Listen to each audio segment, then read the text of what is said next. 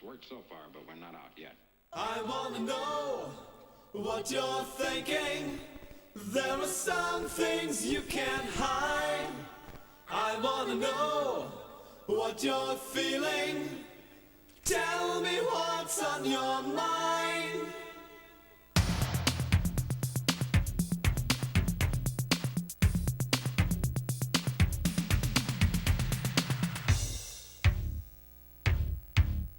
Pure energy.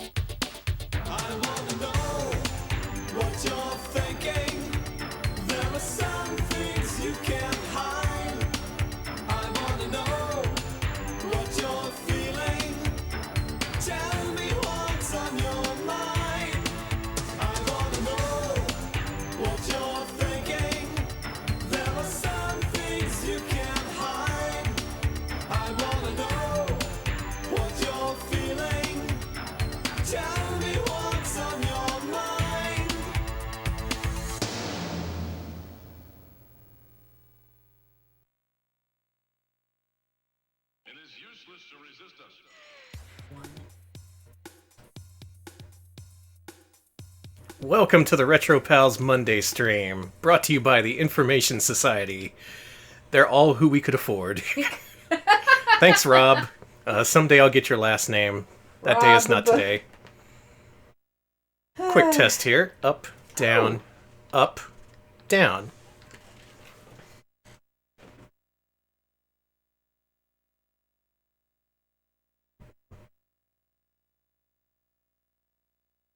Perfect. Just keep in mind the sound balance, and I think we should be good.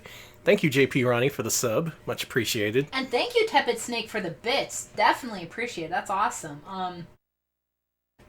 We'll use that to cover our royalties that are due to the Information Society. Yeah, so I saw a few folks mention it. This is we're trying out some Monday streams at an earlier time. This isn't going to replace any of our other streams. All our other streams are at their regular times. We thought we'd add an additional one for all the folks who are awake during the afternoon and are like, damn, I want me some Retro Pals. It's a bonus for them and also people in different time zones. Yeah. I know people were staying up till ridiculous times in the morning to watch some of our streams. Yeah. You don't gotta do that.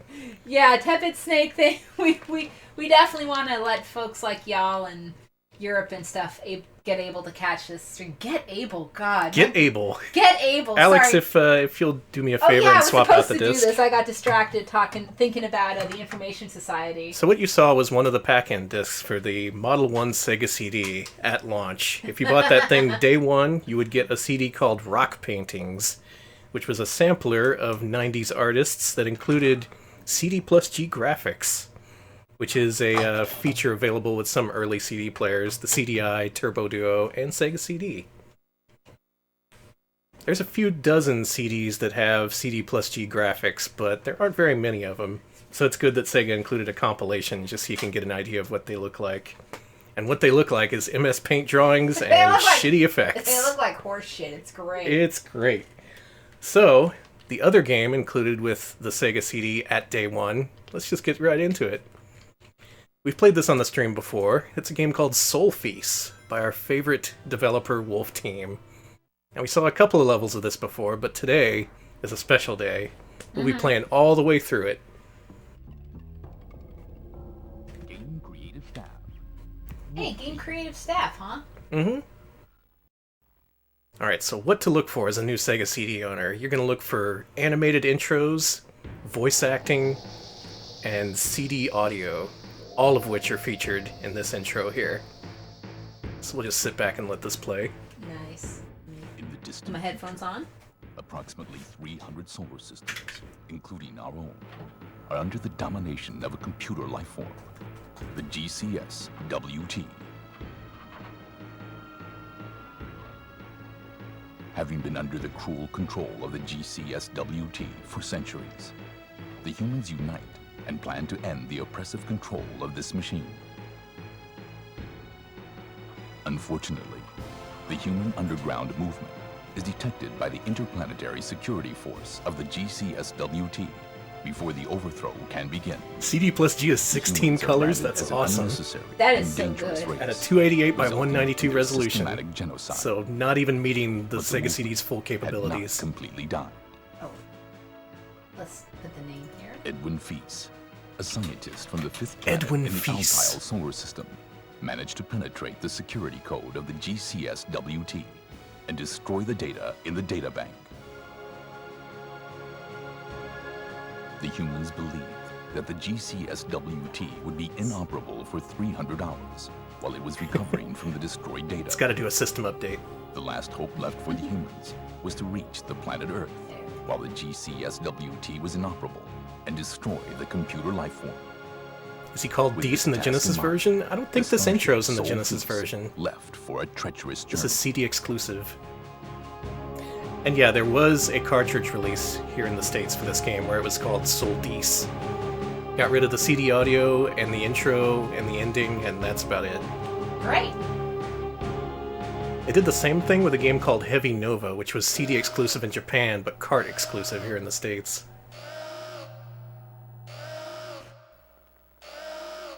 And man, let me tell you, powering this on for the first time, I was sold. I was like, this is the future. This is what I've been waiting for.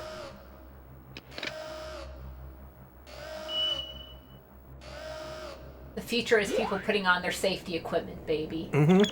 Space procedure, I'm all into that.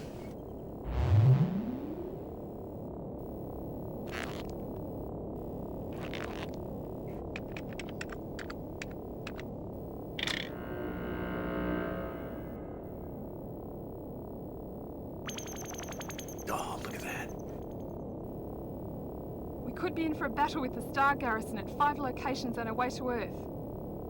Be on the lookout when we're near Sirius, the weapons plant on the outer rim of Sirius, the artificial sun, the Pluto base and Jupiter. I think she said Sirius and also Sirius, as in the word and the moon. Oh, good. I actually do think this is an audio track on a CD. It is, yeah. You could pop this into a CD player and hear it.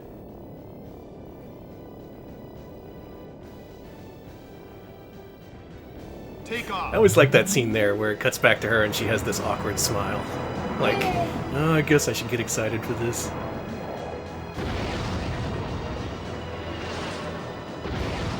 Alright, and so begins the adventure of the Pack-In Wolf Team game, Sol-Feace. But wait, there's a second intro. Because this game is just that cool. Now, last time I played, I could only play a few levels. That was accurate to what I was able to do back when I got this game the first time. I've never beaten this without cheating. Not ever. I don't think it's possible. So I'm going to cheat my way through it this time. Oh, cool. Now, remember the words of Alfred V. Munchenberger. History of the Void. Well, I'd like to munch on some burgers right now. I'm hungry. Me too. Actually, I think we're having burgers this week. Oh, cool. Yeah. Just call me Danny V. Munchenberger.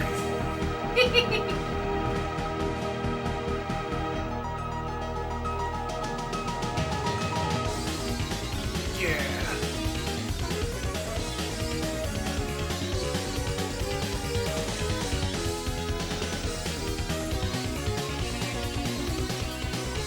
Hey. Hey, shoot that thing. Hi. Okay. Cool.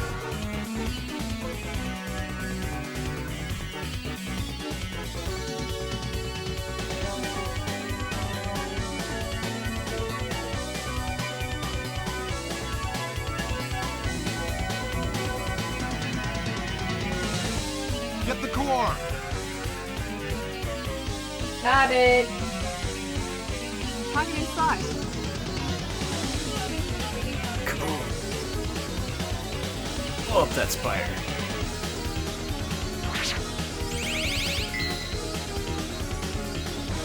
Ah, it's the coolest shit ever. I don't care. That is cool as hell. That is the most badass thing. Alright, turn down the Elgato from here and keep an eye on it. Done. So this game has an excellent CD soundtrack by Motoi Sakuraba. Ooh, cool. And let's see if we can get a cheat mode working.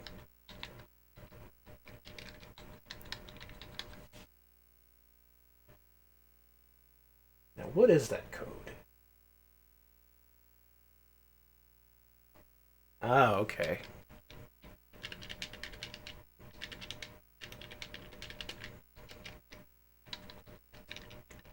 May have to wait for it to loop back to the intro. I screwed up. It's been a long time. So there's several codes for this game. There's a 99 lives code, and there's also an invincibility code.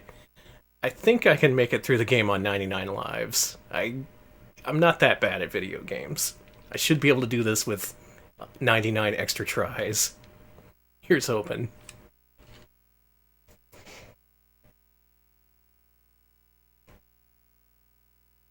So, anybody watch that football game that happened last night? Oh yeah, there was a football game. Yeah, it was good. It was, well, the best part was obviously when the football boy was crying on the field. That was good. I reset it. Okay. We're gonna do this right, people. We are.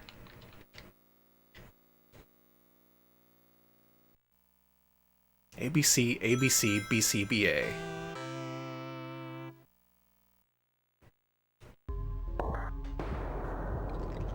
Game creative staff. Wolf Team. I actually missed the Puppy Bowl this year, but I heard they had a sloth. Which, that's Freaking wild. sloth? Yeah, sloth just like there. I mean, I don't think it was an accident. I'm pretty sure someone like brought a sloth. Oh, hey, cool. Here we go. Alright, that activates cheat mode. You can enter normal mode or my 99 mode. That's what we want. Alright, we're in business here. Let's play Sol-Feace.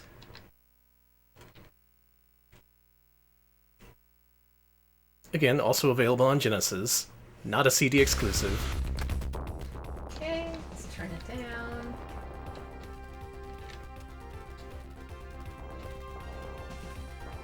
I think the cart came out at least a year after the CD, though. So for a time, Sega CD owners could say that this was an exclusive for them.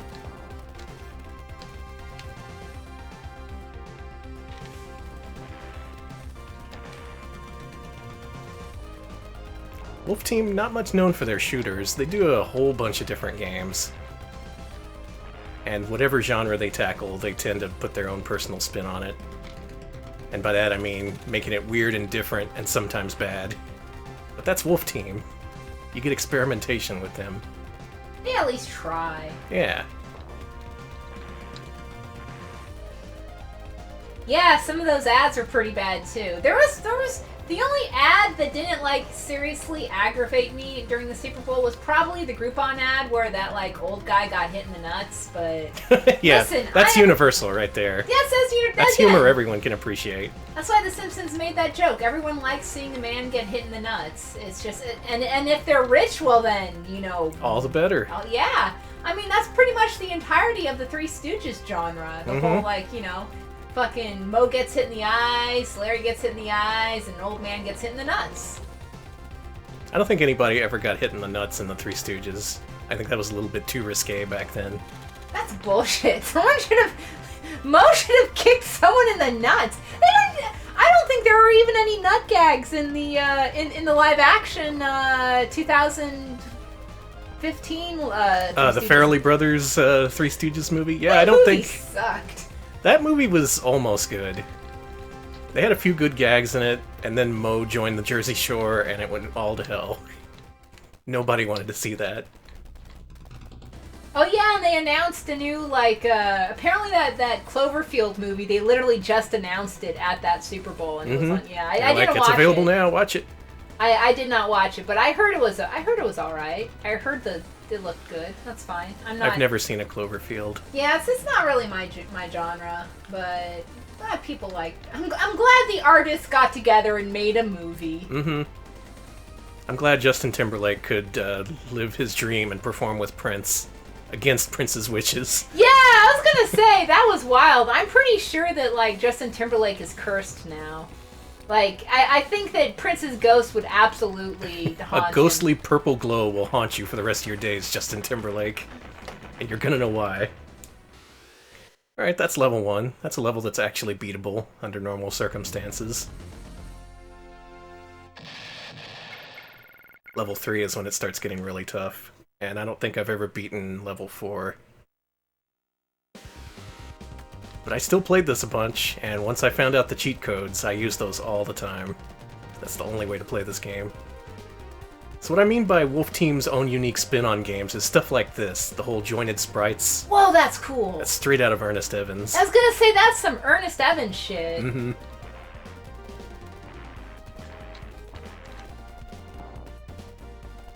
And you can trace these guys back to the PC-88 era, so they'd been doing this for a while. They had some experience with shooters, even if it wasn't their forte. Can't really say what Wolf Team's forte was. They always tried to do different stuff. I want to say it's jointed sprites. Yeah, that was their forte. Pioneering in the world of jointed sprites.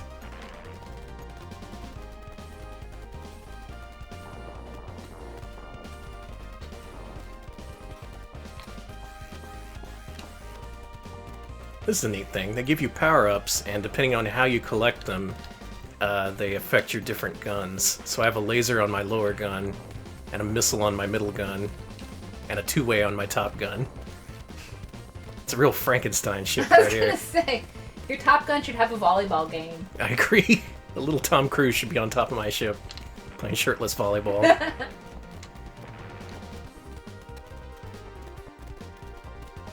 It's nice to be streaming when the sun is shining outside, you know? Yeah, we have the window, we have like the blinds open, the sun's coming in. It's really lovely. We This got takes me back. to like what, being awake in the daytime? Yeah, yeah. It's not a school day, it's the weekend or something. I'm just gonna play Sega CD all day. Ah, it's so nice. And for a while, when I first got the Sega CD, which just as a refresher, I did get a Sega CD at launch, or rather my dad did, because my dad was big on tech at the time. He wanted to get the newest shit all the time. That's how we also got a 32X. But anyway, I had this when it was new, and all I had were these launch games, the Pack-In Games, up until Christmas that year. So I had to play the hell out of Sol-Feace, and Sherlock Holmes, and the other games we're going to be seeing today. So think of this as a simulation of what it was like to get a Sega CD on day one. Just all the different games that came with it, all the different capabilities they showed off. And what's interesting is that the Sega CD, I actually had a different Sega CD. I had the model, the second model. And it came packaged in with different things. Because I got mine in, like, I want to say 91, 92 or so. And mine came with Sewer Shark. It didn't come with Sol-Feace. Yeah, Sewer Shark was the next pack-in. They pretty much stuck with that for the next few releases of the Sega CD. Look at all these lives I'm losing.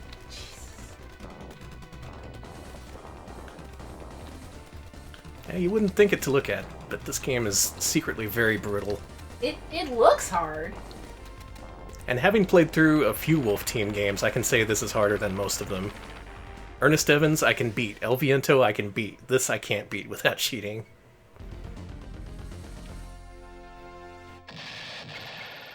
Oh god, sorry about Tomcat Alley.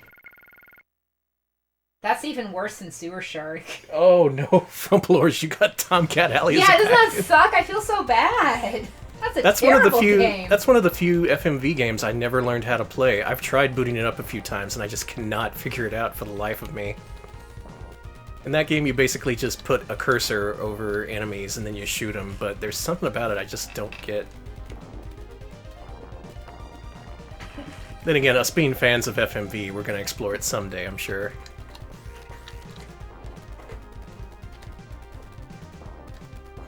Also thought about playing Sewer Shark today, but I'd rather save that for one of our dedicated FMV streams. Oh, definitely. Because we started doing that.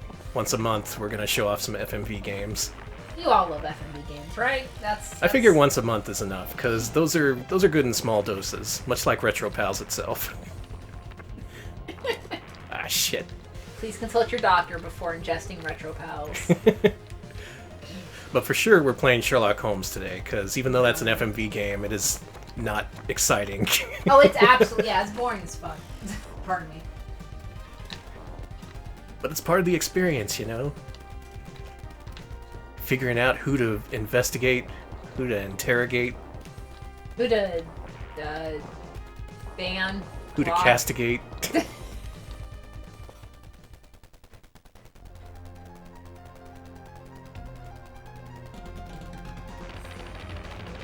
Oh, shit. Okay, that's a trick I'll never get tired of in games. Them rolling out a boss, and then suddenly it gets crushed by a huger boss. The Mega CD2 there was a version of the Mega CD that had a fucking Road Avenger pack-in. Oh, really? Oh, that's like the best pack-in. That is a powerful pack-in. I would have been sold on the Sega CD instantly if it included Road Avenger. Sherlock Holmes is better than the FMV Dracula game on Sega CD IMHO. Dracula Unleashed? Yeah. I don't know about that. Wait, for reals? That's an argument you can make. Damn. Dracula Unleashed is pretty entertaining. Largely because of its many, many actors, most of whom look drunk. They are. Sherlock Holmes, they at least got some classical actors in there. Including Bill Corbett of Mystery Science Theater 3000. I don't know if he's in the case we're going to see today, but I hope so. A while back, he posted some footage of him auditioning for that game. So you get to see Crow wearing a powdered wig and speaking in a ridiculous accent. Here we have the classic R-Type giant ship stage. Oh, that's so good. Around this time, you pretty much had to have a stage like this.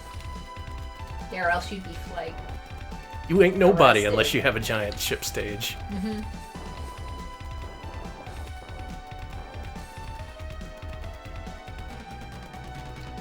Another unique thing about the game is that you can open and close your wings here to spread out your shots a little bit more. It's especially helpful if you have the twin shot weapon.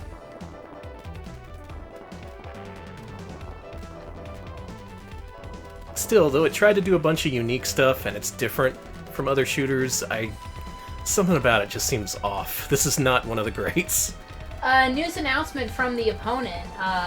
They have just put fucking Revengers of Vengeance in both English and Japanese in 4K on YouTube. So if that's your shit, please watch Bird Mom and all her glory. Excellent. Oh my god. Yeah, we never did play all the way through that. After we streamed, our friend Iast tried to stream it and finish the game.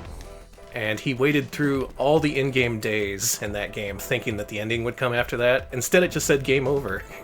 What you gotta do is hunt for an item that only shows up in the shops once every several days, and it's completely random. And once you find that item, you get to beat the game. It only says this in the manual, by the way. Good! That's good shit. My other favorite thing about Revengers of Vengeance is the Japanese version has the most generic name of all time, Battle Fantasy. Oh, that's beautifully generic. That kind of sucks. I love it. And you're about to see just how quickly you can run through your lives. Luckily, the game does give you the tri-shot power-up every time you die, so you're not exactly helpless. Well, that's good, but also this looks hard as hell. Yeah, a little bit.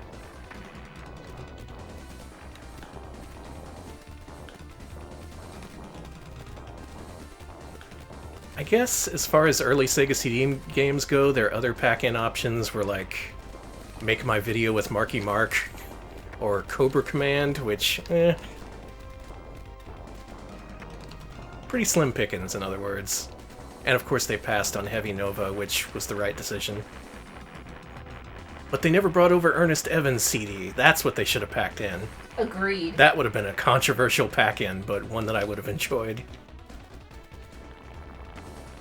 Here we see something ripped straight from Life Force. Just very blatant. What? You see an eyeball brain? That's always from Life Force. Konami invented that. The jaws, though, that's a Wolf Team touch. I don't know why the eyeball brain needs jaws. Danny, I'm so sorry about this. Vor Boss. It is, yeah. Sorry. Isn't it? Sorry. I'm so sorry. Was hoping our Monday streams could be Vor-free at least, but no, no such luck. I'm so sorry.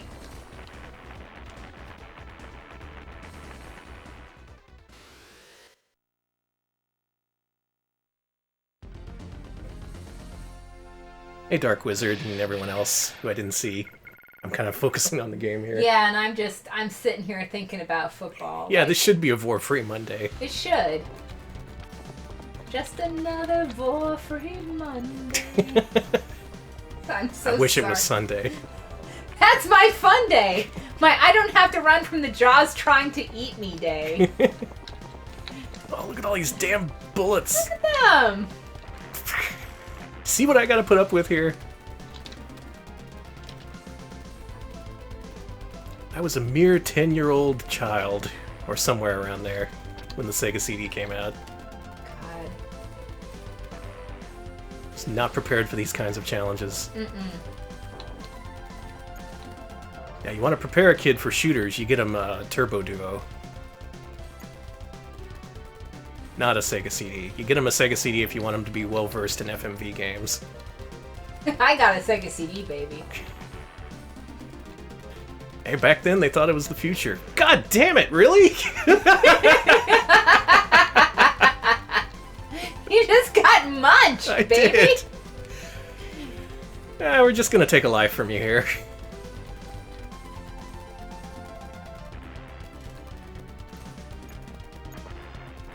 Look at this nonsense. No wonder I was never able to beat this game. Oh, rotation, look at that. That's not hardware rotation, they're doing it through sprites. That's cool Which as hell. is weird, because the Sega CD does have hardware scaling and rotation. I guess they just... This is just a bullshit boss. Look at this. They're just like, Yeah. Here's a bunch of shit. Don't die. You got it. Is this Toho? Yeah, Toho was inspired by Wolf Team. I know nothing of Toho. All my friends are all like, Toho, let me tell you of Toho. It's those games with all the bullets. I know, that's why I thought this was a Toho, because there's a lot of bullets. But I guess Toho has more bullets. Oh, yeah. Toho, I guess, is the, like, Texas of shooters, then. Yeah, more bullets per capita.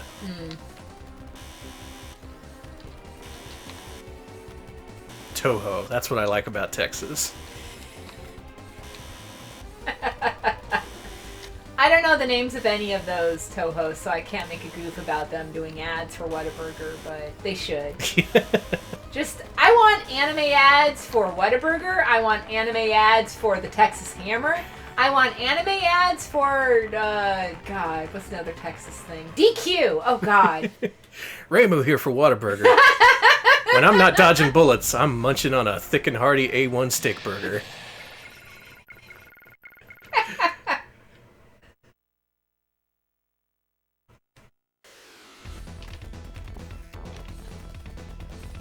Oh, I don't even remember this stage. So far, not doing too bad. I've only lost like 20 lives.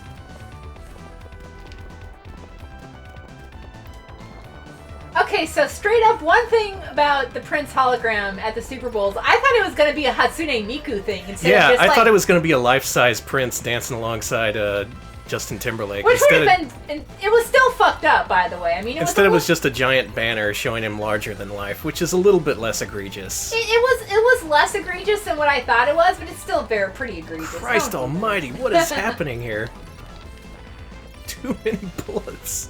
Okay, hold on. A Berserker hamburger ad. Give me this. Hell yeah! That is Berserker, the anime. And they're eating fucking... That's Berserk, Alex. Berserk! Berserker, whatever. It's anime. Berserker is different. You're right, that is... Berserker's like an Amiga Barbarian game or something. It is! And they should be promoting burgers, too! I agree. Everyone should do it. Let's find some old ads of some, like, I'm sorry, let's find some old speeches of political leaders and put them in Whataburger ads. Yeah. I want to hear Teddy Roosevelt telling me about how I need to just chow the fuck down. Yeah, speak softly and carry a double meat with cheese. There was actually, okay, not a goof, but there was a Wiener Schnitzel ad, and I don't think it's on YouTube, so this is going to sound like I'm lying, and I apologize, but I swear to God I'm not. There was a Wiener Schnitzel ad that I remember from, like, the 2000s or so, where, Get off me! Get off me! It featured edited political speeches, and... That sounds bad. The one that I remember the most is, the only thing we have to fear is... running out of hot dogs. And I think that every fucking time I have a hot dog. Unfortunately, advertising works in the worst, most bullshit ways. Yeah.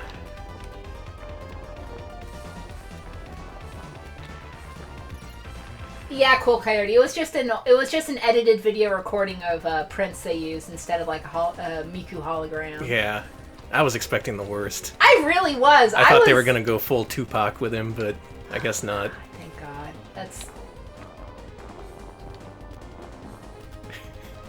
I heard about people seeing that Tupac hologram at some concert, and they were like, I was high as shit, and then Tupac came out. I thought I was losing my damn mind. Apparently, some parts of the country got Scientology ads during the Super Bowl. Really? Man, speaking of Scientology, like, we actually used to have an arcade. Yeah, the Scientologists closed it down, no joke. Yeah, there was an arcade next to a Scientology center here in Austin, and the Scientology center bought it out, and now what they were doing is they were leasing space from a big Scientology building, and one year they just decided not to renew their contracts, so no more arcade. It sucks. Now that area has, like, it's been gentrified with, like, a fucking Taco Bell cantina, so wow. Demolition Man is real. There goes about 30 of my lives in one shot there.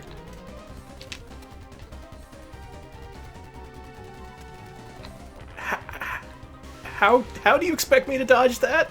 Have you seen how big my ship is? Oh god, the twisty lasers. Damn you and your Ernest Evans lasers. I was gonna say, this sucks. I don't think anyone got this far without cheating, and if they did, they died here. This is one of those games where I don't believe anyone actually finished it without cheating, like Ikari Warriors for NES. I know at least one person finished it legit, and it's amazing. It's the Mexican runner. During his every NES game playthrough, he beat it without continuing, which is amazing. Maybe I should get him on the case here. Oh no. See, there's all these cool different patterns, but for one thing, they slow down the system. For another thing, they're impossible. Yeah, you're just getting your ass kicked.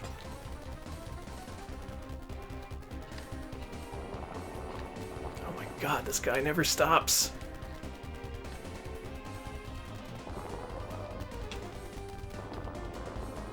Should also note, I originally got these cheat codes from GamePro TV. JD Roth himself announced these tips. Oh, thank God. He told me how to get the My 99 mode. So thanks, JD Roth.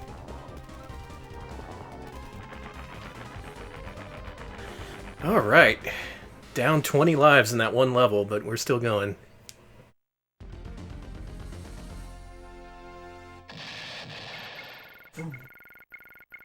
Last mission. The Old Spice style ad. Yeah, there was all those Tide ads, too. They're trying to make people not associate Tide with eating Tide Pods. I think they did a pretty good job, but Yeah. their ads were like, somehow the ads about ads were the least egregious ads this year, which... Yeah. There was an overall toning down of ads that me and Alex noted. Like, they used to be all in your face and edgy.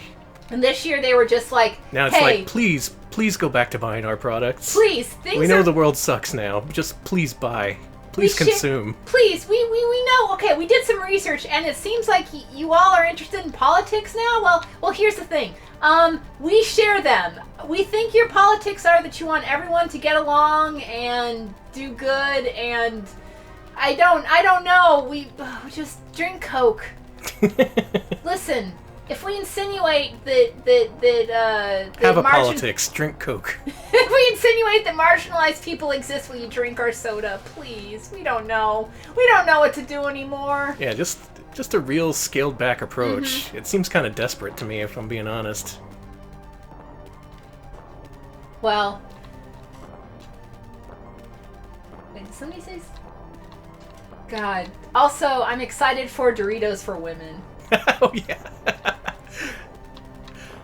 Apparently a real thing? I don't believe it. It may still be fake. It was dropped in. It was the CEO of PepsiCo was on literally Freakonomics Radio, which first of all I didn't know that was a thing, and I actually because I saw the report about new Doritos for women, and I'm like, this is bullshit. This is fake. And then Because women don't like to crunch. they don't like to crunch. They don't. To be fair, the way that the CEO of Pepsi was describing she was like, men love to open up the bag and just pour the crumbs in their mouth, and it was more like men are just absolutely disgusting. It's more of an the way they indictment against men than Yeah, and anything. it's not false. Ah, shit. I do eat my chips like a fucking animal. I won't lie. We're all animals deep down. We're all disgusting. It's just, how do you pander to the different animals? That's the real question.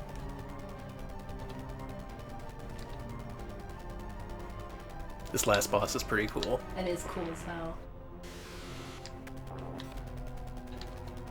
Ah, God. I don't know, you think 57 lives is enough? Hopefully. Maybe I should have done invincibility.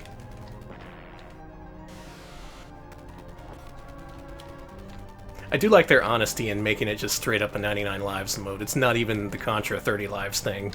There's they were just like, no, 30 lives isn't enough. We made this game, we know.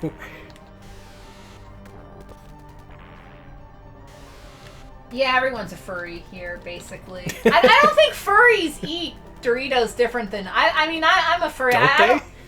Do I? Is that why I eat Doritos like a goddamn madman? Yeah, the way you tear open the bag in the middle and just eat it like it's from a bowl.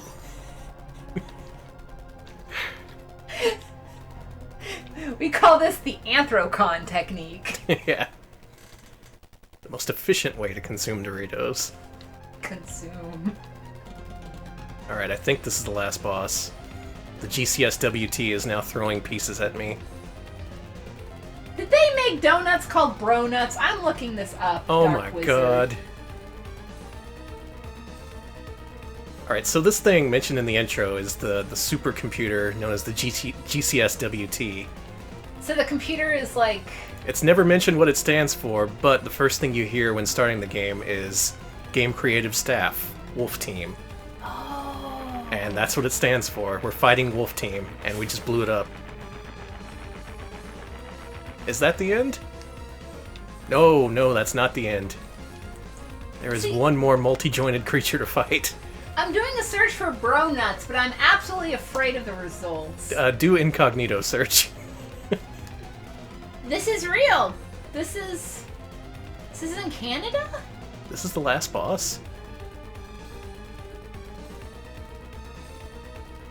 This is all I have to do?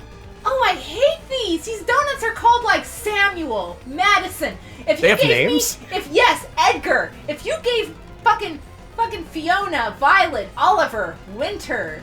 Oh, I hate this. I hate bro nuts. There we go, I did it. I beat the game without moving.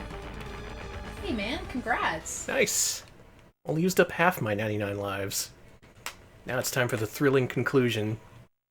Oh, let me turn it up. Hey Barney. Hey everyone, thanks for joining us. This is the end of Sol-Feace. It's all over, isn't it? And it starts.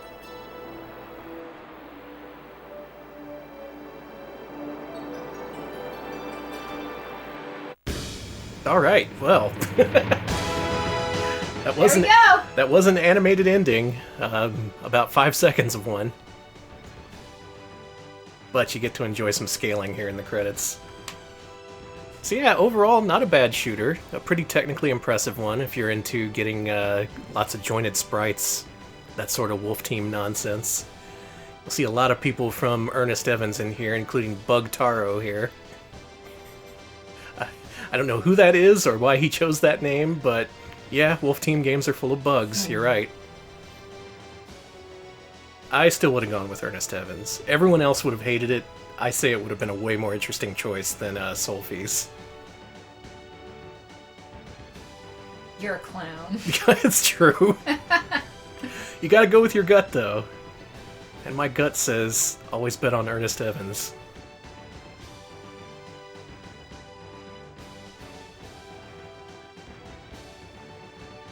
Bug Taro's your favorite Saturn game? Me too. I like Bug Taro 2.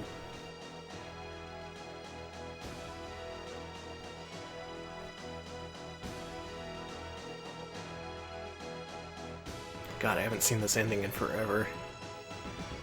The end! Good shit. Yep. Pretty solid 6 or 7 out of 10, I'd say. An okay pack-in game. It's about on the level of Keith Courage and Alpha Zones, in my opinion. Could have done better, but they could have done worse. Game Creative Staff. Wolf Team. Bug Taro is a pseudonym of one Yukihiko Tani. Thank you, actually. I didn't know that. I wonder if he's also in hiding. The ex-executive producer and the guy who basically oversaw all the Wolf Team games, Mr. Akishino, his whereabouts are currently unknown. Ugh. It said that he ripped off a lot of people and disappeared. Of a computer life form. So quite a legacy we've got here with Wolf Team. So Wolf Team was a scam? Maybe it was a big tax scam. No, who can tell? Control of the GCSWT. Anyway, enough of that. Alex, why don't you swap out the discs? All right. Let's play some Sherlock Holmes. Oh my god, really? Let's consult the hell out of that detective. Unfortunately, the human underground movement is detected by the So the original model Sega CD came with several discs. One of them was the rock paintings you saw at the intro of the show. It was good. Another was Sol-Feace, and it came with 3 additional discs, if you can believe it. One of them was an audio CD, no CD plus G graphics, but it had Lush on it, which is kind of amazing. That is fucking crazy to me. The other 2 discs are Sherlock Holmes Consulting Detective Volume 1 and Sega Classics, which we'll get to after this. But for now, it's time for Sherlock Holmes.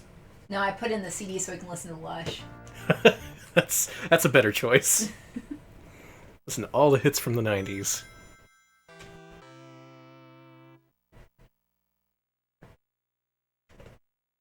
How do the discs look? They're just like, they actually look a lot like regular audio CDs. They don't have black backs like PS1 discs do. This was early in the days of CD technology, so these are just straight up CD discs. Finally, Sleuth Publications. Oh, it's an ICOM game. Yeah. ICOM. This was a PC game, and then it later came to the TurboGrafx CD, and then it came to the Sega CD, which was arguably the worst version. Because the TurboGrafx did have a greater selection of colors it could use, so the video looked way better. Here they had to compress it down to a small window and reduce it to 64 colors. And Consulting Detective was like a series, right? Because my mom had a copy of this for PC DOS. There were at least 3 volumes of Sherlock Holmes games. And I know that one actually came with a bunch of fake ephemera. It had like fake newspapers and stuff for you to examine. Oh, right. Yeah, this copy for Sega CD also came with a copy of the New York Times, or rather London Times. A fake version of it. Well, let's hear Holmes' introduction. By the way, no music in that intro. That was kind of unusual.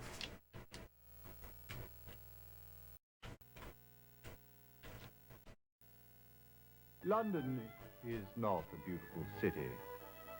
Under the soot that covers its buildings is a teeming mass of 4 million souls trying to survive, mostly off of each other. You see it in the paper every day. Thankfully, we have the London Times to keep us informed of all these troubling activities with an unbiased eye and razor-sharp accuracy. We find this publication to be of invaluable assistance in our investigations, and I'm sure you will as well. Among the forces of evil which run rampant in this city, there are also, thankfully, 2 groups of individuals who will aid us in our cause. As we do, they attempt to right wrongs and restore harmony and civility to the streets of London. The first of these groups is a ragtag association of young ruffians. I call them the Baker Street Irregulars. Don't let them fool you. They may be scruffy and ill-bred, but they are on the right side of the law. They can go everywhere, see everything, and overhear everyone. They are my eyes and ears in the streets of London, unquestionably a tremendous asset in our work. They will help us in our investigations if they can. The other group is a far more civilized collection of gentlemen and institutions. I call them the Baker Street Regulars. They, too, will be extremely useful in our work. At the start of any investigation, do keep in mind that it is a capital mistake to theorize before one has data. True. Unwittingly, one begins to twist facts to suit theories instead of theories to suit facts. The people and places to whom I will now introduce you will help us to collect the facts. May we use them wisely. Come, the game's afoot. Mizu says they were bored with this game as a kid. I agree, this is a very boring game. As a kid, to get this game, you would not appreciate this whatsoever, because it's about investigating, watching videos, and essentially no action. None whatsoever. So let's go ahead and start up the first case, the Mummy's Curse. Finally! Who's behind this mummy thing? Let's find out. What rubbish! What balderdash! You must have read something terribly disturbing, Watson, for you to be so overwrought this early in the morning. Indeed, Holmes. It's irresponsible of the Times to play upon people's superstitions. Ah, you must be referring to the affair of the Mummy's Curse. Has the entire city in an uproar. 3 men dead, and they expect us to believe that the 4,000-year-old mummy was the murderer. I'm surprised you haven't taken some interest in this case, Holmes. To the contrary, my dear Watson. I have made some inquiries, because I dare say I do believe this murderer is a much younger chap. Okay, so hold on. So the newspaper is just straight up reporting that a mummy killed people. That's incredible! And yeah, through this whole intro, they're basically telling you nonstop, hey stupid, you're gonna need the paper that came with this game. Because it does have clues, it lists names that you can look up in the directory here, follow up on. And the trouble is, if you don't pay close attention, and you lose track of what you're doing, your only option is to visit every single person in this directory until you get a video clip. because you need to uncover a certain amount of evidence before you can go to trial. That's the goal. Getting some nice audio feedback here, too. Yeah, Hopefully that doesn't come through. It's coming through a little bit, but I turned it down, like... Okay, why don't we ask There our we go. Baker Street irregulars to investigate Henry Ellis here. Ah! You know what? Let's just visit him ourselves. Take the old horse and carriage. It's quite amusing, all this hoopla over a mummy's curse, I must say. Not so amusing, of course, the murder of 3 Englishmen. Have any of your reporters uncovered anything new? Actually, I've been in Paris the past several weeks. Just returned to London on Tuesday. I've had no involvement with the writing of any of these articles. I believe they are all the work of Philip Travis. He's one of our young reporters. For a short time, he was the Egyptian correspondent. Was he sacked? No. He returned to London just a few days ago. I gather he was reassigned to cover the case from here because he had some familiarity with the murder in Egypt. Do you know Travis? No, never actually met the chap, although I hear he's a bit of an odd duck. Thanks for your help, Henry. Anytime. Let me know when you catch the mummy. That's one scoop I'd like to get. Alright, so we have a name here, Philip Travis. And this is how the game goes. You watch these scenes, you pick up names and places, and you go investigate them with the hopes of solving a mystery. That sounds exciting. It's not. It really isn't. So in addition to this launch game, they also released Sherlock Holmes Consulting Detective 2 for the Sega CD. I don't think they ever released the 3rd volume. Or rather, it's a PC exclusive. I think so, yeah. Philip Travis. Send the boys after him. Thanks! Real I like that they had to helpful. send me a telegraph for that, too. I spent 3 days waiting for that telegraph.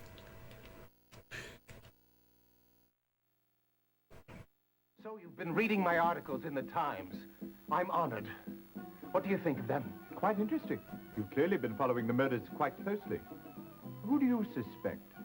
I believe it is the work of the ancient Egyptian god Pumatef and his goddess Neith. Be serious. I couldn't be more serious. You see, Mr. Holmes, although I am a journalist, I was actually trained as an Egyptologist. Oh, I know boy. all about these mysteries. That's why my articles carry the force of truth. And what is the truth, Mr. Travis? The truth is that the Egyptians discovered the secret of life. What we call science is mere child's play compared to the knowledge they had. Look at this.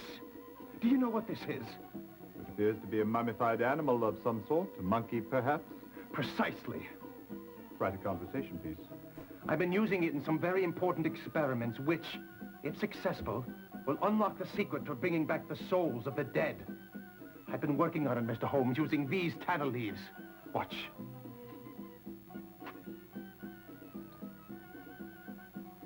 Uma lotus. Licantina. Burura. Welp. It appears that the soul of this particular monkey has no intention of making a reappearance. It's only a matter of time. I know it is. After all, these secrets have been buried for thousands of years. These things don't happen overnight. But it will happen someday. This is my mission. I believe I'll leave you to your work, Mr. Travis. Don't go yet. Let me show you more. Thank you. Some other time, perhaps.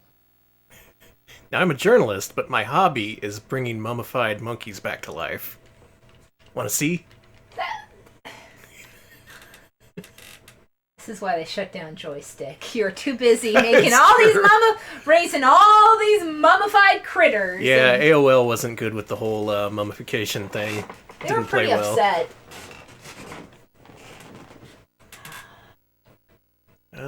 Well, we have some friends here. Let's visit old Quentin Hogg. He'll know what to do. Now, the thing what does strike me as odd is the passenger list of the Eastern Empress. Now, I'm not saying it has anything to do with the mummy murders, mind you, but it was a bit out of the ordinary. What was Hogg? Akram Farmi, for starters. He's a well-known importer, he is. For a price, a considerable price by all accounts, he can acquire whatever one's heart desires, be it jewels, art objects, or even wild animals, if that's what you fancy. I'd say he was on board that ship to transport something very valuable. The presence of one high-powered importer on a London-bound vessel is hardly reason for suspicion. Right, oh. But Abdullah al-Saad was also on board. Oh, yes. The well-known agent for the Sultan of the Ottoman Empire. Ah, Never of course. missed a trick, do you, Holmes? Well, whatever it was what Fahmy was carrying, I'd say it was something those Turks wanted to get their hands on. Electric Boogaloo, was that Bill Corbett? I didn't even notice. Oh, All right, that's so so good. the guy who wanted to bring the mummy back to life was Bill Corbett of the later MST3K seasons. Beautiful. I think he was he Crow or Tom Servo? I forget, but I'm going to bug him on Twitter about this, and he's going to absolutely block me. Deservedly, too. He has posted pre-production footage from this of him doing a different character, so I guess he played multiple roles in this game. All right, we got a name. It was Abdullah Saad. Let's track him down. Let's send the boys after him. Uh-oh. Oh, shit. Maybe we should check this out. Wow, they actually say something useful. Oh, seems he was murdered, Mr. Holmes. Why, that mummy. Well, Holmes, I checked in with Mr. Al-Sad's manservant And you discovered that Mr. Al-Sad was not a soul. But however did you know that? Elementary, my dear Watson. I noticed some crumpet crumbs from the corner bakery stuck to your lapel. You haven't been gone long enough to stop for tea and interview anyone at length.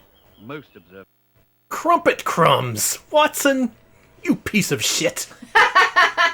They need to make crumpets for women. They need to make crumbless crumpets for... Crumbless crumpets for Watsons. For consulting detectives. I'm going to go on a podcast as the CEO of a multi-billion-dollar conglomerate and announce my new product. Alright, so what we're going to do is go after his shipping company, because I've played this game before. Let's get to the bottom of this.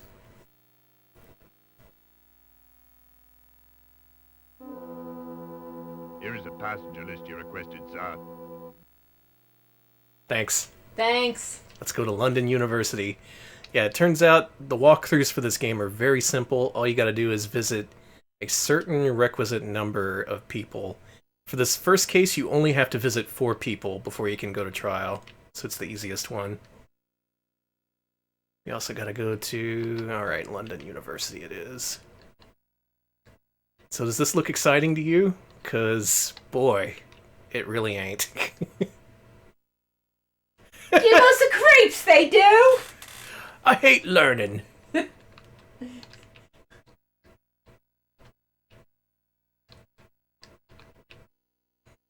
Also, yeah, these are all American actors putting on British accents. Such a tragedy. Fine men all and such outstanding scholars. I still can't quite get over the shock of it. We understand. Professor, we're looking for background information on these 3 men so that we can understand how their murders might tie together. Well, let me begin with Dr. Turnbull. Ebenezer Turnbull was responsible for organizing the Carteret expedition. Quite a remarkable man, really. This was the first time he teamed up with James Windibank. Professor Windibank was one of our most popular lecturers. In fact, several of his former students were also eager to accompany him. I recall him saying that he was having difficulty choosing. Weatherby turned out to be the lucky one. Though it seems far from it now, doesn't it? I suppose Smith and Travis turned out to be the lucky ones after all. Smith and Travis? Peter Smith accepted the invitation to join another expedition. As for Philip Travis, he was quite keen on accompanying Professor Windibank. In fact, he became exceedingly upset when Andrew Weatherby, a postgraduate student in the department, was chosen instead. Took it rather personally, I should say. This Philip Travis, the guy who tries to resurrect mummified monkeys, he was upset, you say? Yeah, Fidget, I am also the exact dumb idiot for whom this game was made. I like very simple detective games, I will not This lie. was simple. It was simple enough for a kid to grasp. I was able to beat all 3 cases eventually. Again, by just visiting every possible name here. We want to go to Andrew Weatherby, and then we can actually wrap this case up. Wait, for reals? Yeah, we're That was almost fast. I'm very sorry to intrude on you in your moment of grief. Oh, that's quite all right. You know, Andrew and I haven't been married very long. Long enough to know if he had any enemies? Oh, Andrew was so unassuming. Everyone liked him. Including Mr. Rurubaru? I really loved my husband. I'm sure you did. Oh, English toffee. My favorite. Would you like one? Please. Sorry. You'll have to open this yourself. I've never been any good with these things. She can't be the murderer. She can't even open a toffee tin. I'm gonna go to the judge about this. Let's solve the case. Yeah, so there's a lot of people you could visit, but these are the only people you need to visit in order to form a case. So let's go. So who did it, Danny? Are we gonna find out? Who do you think? I think it was pretty clearly the mummy. Yeah. The Queen's Court stands in order. Mr. Holmes, I understand you've been looking into the mummy murders. Yes, my lord. Tell me then, who was Ebenezer Turnbull's murderer? I believe we're to choose from either of Well, the person who murdered Ebenezer Turnbull was none other than Monkey Man himself, Philip Travis. No way. Bill Corbett. And what makes you so certain? What was Travis's motive for killing Turnbull? He wanted to bring him back to life. Oh yeah, it was this. Trust me. Okay, I believe you. And what of Andrew Weatherby? Who murdered him? Well, you want to take a guess? Turns out this Philip Travis was pretty busy.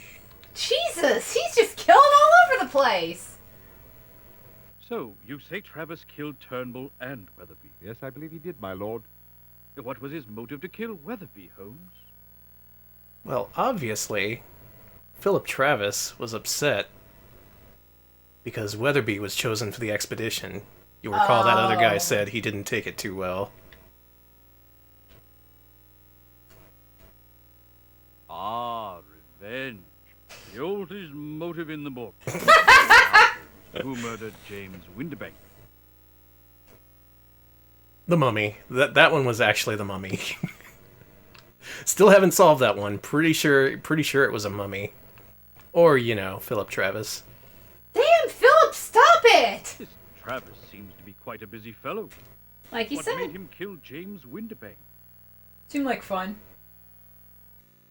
Well, he killed Windibank because he didn't choose him for the expedition.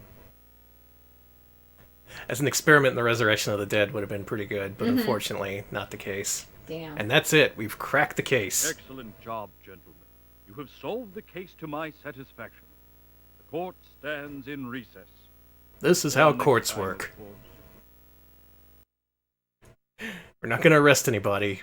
We're glad you got to the bottom of it. Nice! Not bad, I dare say. If we had been right on top of it, we could have cracked the case in 26 points. But in any event, I'm breathing easier. At least we got our man. No, Nice! Watson. No, I'm we got pretty the perfect happy. score, baby. I'm pretty happy with my score, Watson. Oh, that's nice. Yeah, so the object of this game eventually is to get the perfect case. You gotta visit the minimum number of people required. And if you do that, you can eventually beat Holmes' score. I'm not even gonna try, though. That was the best possible investigation. The cops gave us a 69. Absolutely perfect. Well, Watson, I believe this case is solved. And for your information, it was not the mummy. Come, Holmes. I never thought for a moment it was the mummy. Of course not, Watson. However, the murderer and the mummy did have one thing in common. What's that? They both were the only ones present at the time of the murders, except, of course, the victims. You state the obvious, Holmes. Ah, but it is seeing the obvious that is important. First, I saw no reason to assume that we were dealing with more than one murderer. Secondly, the locations of the murders limited the number of suspects. Limited them? The first murder was in Egypt, the second on ship in the middle of the sea, and the third in London.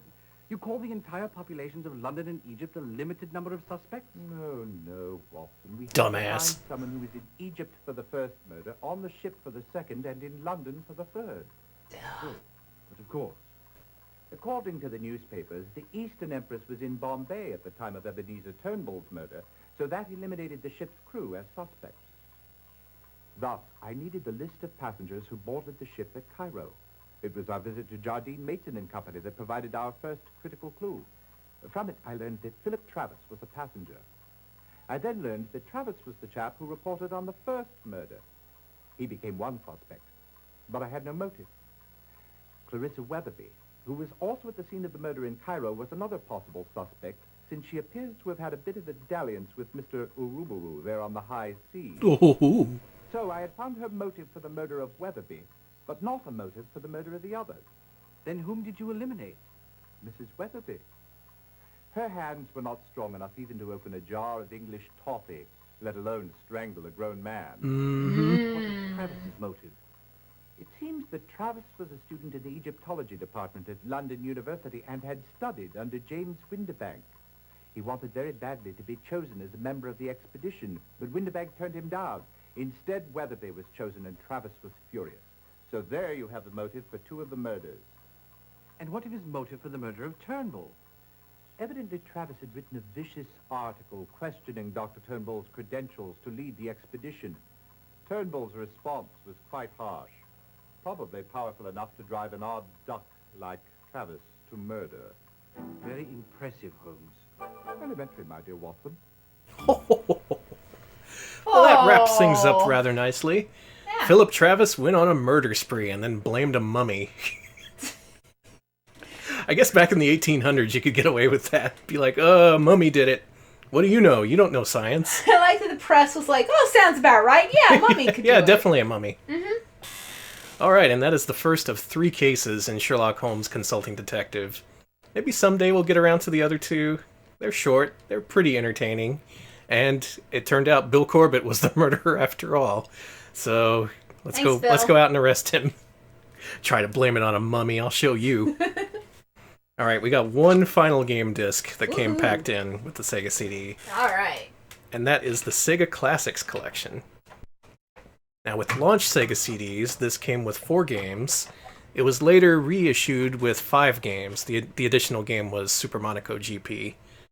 Why? F1 is big all over the world.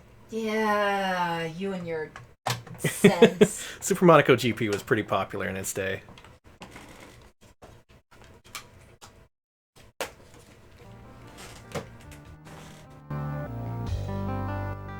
But we gotta decide, what are we gonna play? What are we gonna play? Now, Alex, if you want something 2-player, we should play Streets of Rage or Columns.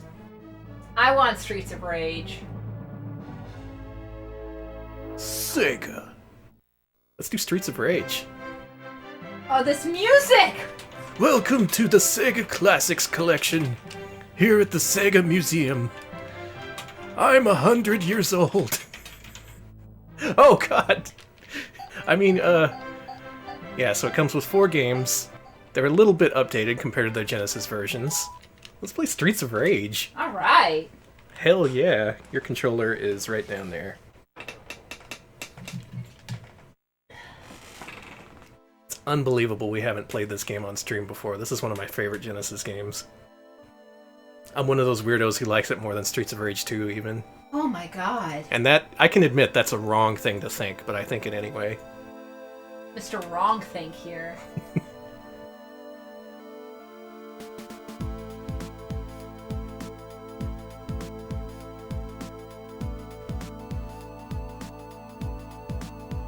The OST is better in Streets of Rage 1. You're right. I agree. All these tracks are good.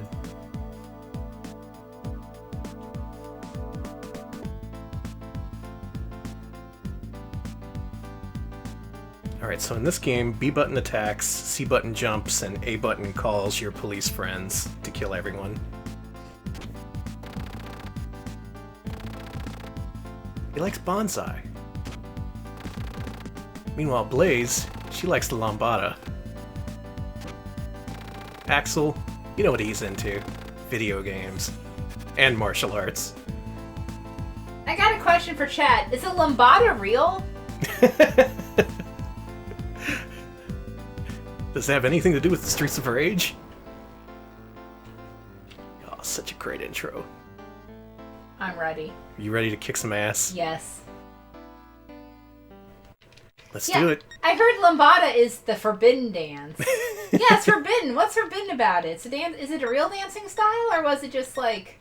Alex, as far as I know, is a Streets of Rage beginner, so I'm going to go ahead and put it on easy. I am a child when it comes to this. Here we go. Who you going to pick? Okay, lambada is real. Okay, I thought it was just a movie. Is it just a movie? I don't know. I kind of want to be I'm going to be Blaze. Blaze is my character. Sorry, Adam. Blaze is who I always play as. She's the best. So it is a real dance. It just had an entire movie about it. Okay. Oh, okay. And Blaze is into it. Now, the thing is... I accidentally called in my cop friends. I told you those buttons before we played. You did, and just so you wouldn't do that. I instinctually always press the A button whenever I start a game, and I just... You're like James Rolfe over here. Hey, I'm leaving! I'm referencing his recent Lords of Thunder video where he's like, "What? That was the bomb button? I've only pushed it like 10 times before." I know you're making fun of him. Anyway, now that I've alienated all of our audience, let's continue. I was gonna say, it seems like you're yelling directly in my face here, because God, do I do that. Turn the game volume down just a bit. Okay. Thank you. Now the thing is, this is mostly the same as the cart release of this game, but they swapped out all the voices, so they're much higher quality, like in terms of bitrate, but not higher quality in terms of actual quality. It's hard to explain. That was cool. That was a cool move. Yeah, if you're familiar with the cartridge version, you'll note all these voices are completely different. They swapped them out. And they used to be these really dramatic screams and stuff, and what they replaced them with was garbage. Because you heard that guy, he just went, "Huh!" Or, "Ooh!" That guy threw me, that's not cool. They did the same thing with Revenge of Shinobi, and the results are even worse in that game.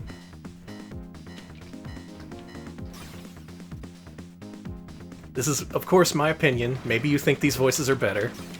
And in terms of actual bitrate and audio quality, yeah, of course they're better. You can't really compare with the original Genesis clips, which were very scratchy. But the actual voice acting, I claim, is really bad compared to the first games. Sorry, I meant to do that. Anyway, it doesn't matter, because this game rules no matter what, and they didn't interfere with the playability. Why don't you get that apple?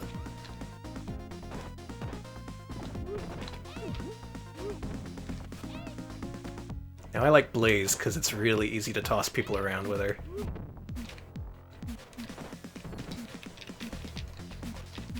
From what I remember, we get 3 continues. I don't know if we share them. To be safe, just don't die. Can do.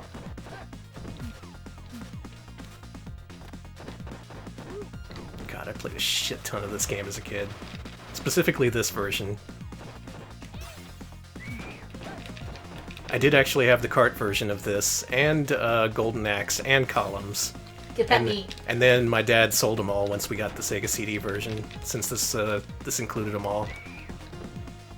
Turns out that wasn't a good thing to do, because what they did is they changed Golden Axe to make it only 1 player on Sega CD, and we didn't know that. We sold it without knowing that, and we tried starting it up, and we were like, where the hell's the 2-player mode? I think my dad actually called Sega and complained so much they gave us a free game. Oh my god. I forget what it was, but he definitely got a response. And he forced him to admit, yeah, we took out the 2-player mode. Yeah, toss him.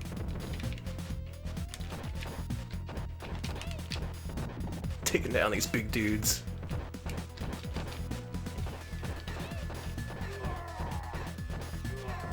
Well done. Whee! That was a good clear. Actually, it was, yeah. Electric Boogaloo, unfortunately, I can't remember. It's been so long. I know we got a free copy of Columns somehow. But that was obviously before this.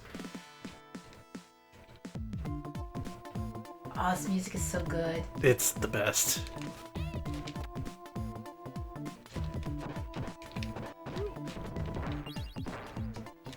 Wait, who's this poster of this large woman in the background? Is she a wrestler? Oh, she seems is a cool. large woman. She seems cool. What does that say up there? Hot dog? Hot something. Alright, well, I hope to see her... It's Lady Hot Dog. Lady Hot Dog, the newest wrestler at, fuck, I don't know. At Wrestle Circus. Wrestle Circus. Hey, they're doing a show again. Good. They're back on track. That's cool. If you ever find yourself in a position where you're being thrown by one of the jacket guys, you can hold up and push jump to get out of it. Cool.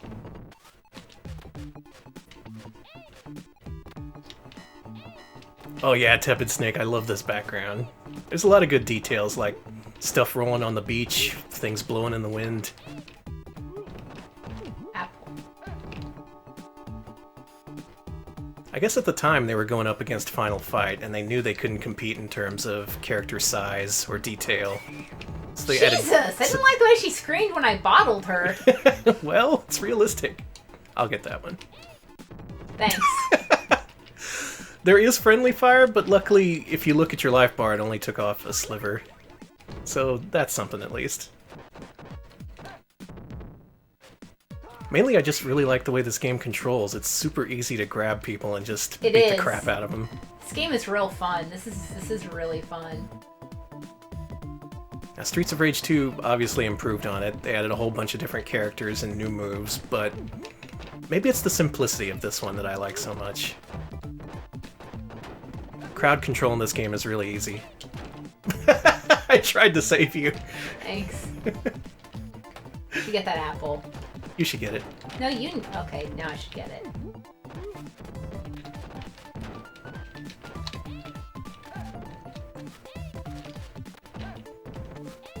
Mainly, I just hate what they did to Blaze's voice. She's all like, "Hey."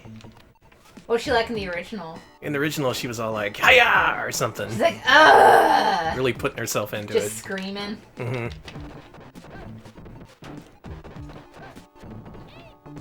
Same with Revenge of Shinobi. In the original one, he was all like, "Hiya!" or something. And in the Sega CD one, he's all like, "Blue!" Sounds like an old man. Oh shit, I pushed the wrong button. Now! That was a mistake. As if I didn't make a mistake. Come on. Our police friends recharge every level, so it's not a big deal. Oh, okay. Ow. Bye. Okay, don't jump at these guys. I know that much.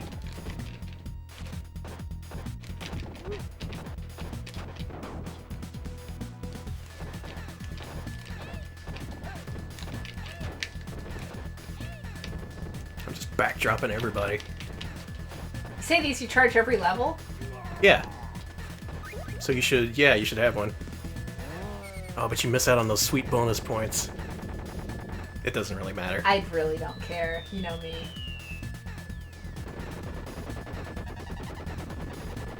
The Player 2 Super is way cooler than the Player 1 Super, by the way. It's just one reason to play as Player 2. Alright, we're making good progress. Did we ever play that? Did you ever play that Streets of Rage remake fan game that mashes up all 3 games? I have not, no. I want to, though. People say real good things about it. Here's where some slowdown comes in, but it's okay.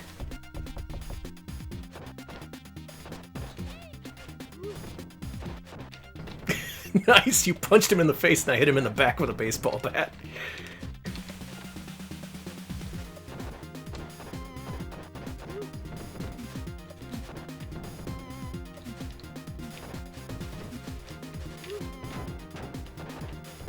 Don't you hit my friend.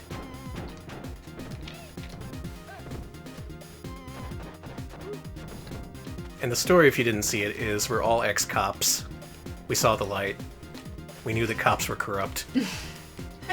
No, truthfully, like, the cops just refused to do anything about all these gangs, so we had to quit, take matters into our own hands.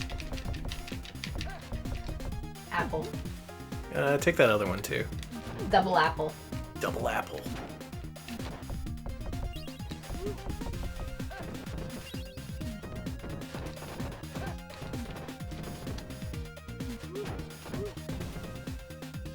Yeah, this is a good speed run.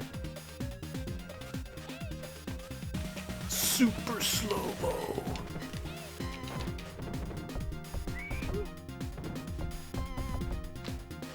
Oh, you gotta get the pepper spray. Okay, watch this. Damn it, I didn't do it right. It was supposed to stun him.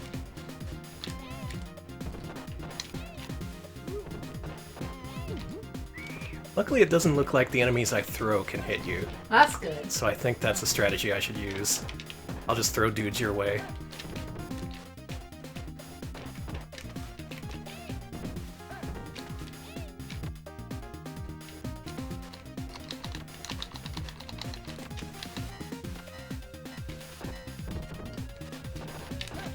The cop who helps you is apparently supposed to be the cop from eSWAT, by the way. Oh, really?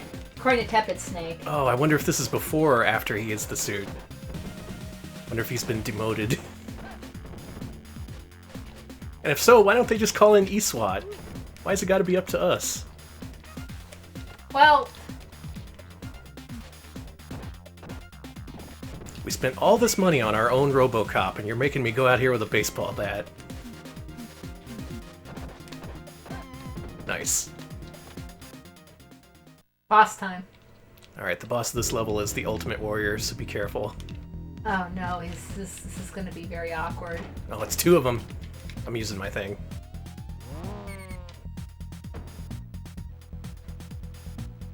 At least he gets a bazooka.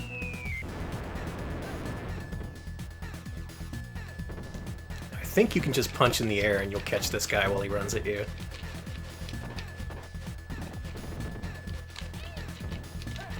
Okay, you need to use your thing. I still think we got this. Same.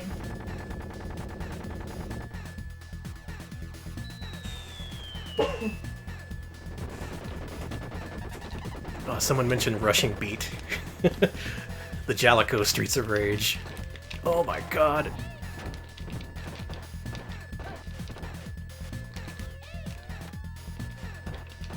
Got him! Nice. Alright, we still haven't lost a life. We're doing damn good. God, this music's good. Yeah, a lot of people did try to do their own beat-em-ups after the success of Final Fight. Jalico, not so great with the original Rushing Beat, though the sequels were alright. Wait. Streets of Rage was originally D-SWAT? Wait, D-SWAT? D-SWAT? Okay, so someone... Who said that the D stood for Dragon, huh? I'll have to check that later. I got a game to play, but... Dragon SWAT. D-SWAT, Dragon SWAT. Fucking... This is a It would have to be a prequel, right? There's no way you can go back to this after having a RoboCop on your police force.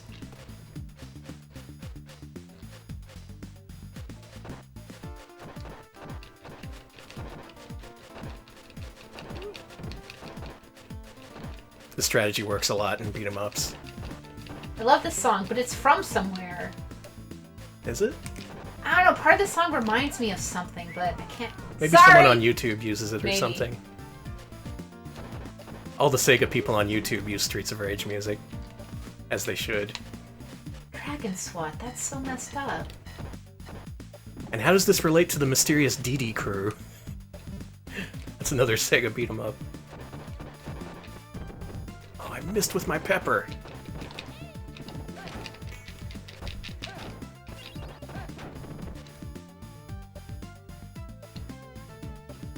No, like, it's not that, like, this... I swear to God, this song reminds me of this actual, like, not a game music song, but, like, an actual, like, song that I've heard from Japan. Huh. But I cannot name the name. This is killing me. That's yours, too. Thanks. Yeah, it reminds me of some 80s song, but I can't name it. It does owe a lot of inspiration, the soundtrack, to modern day house music part and in all. particular.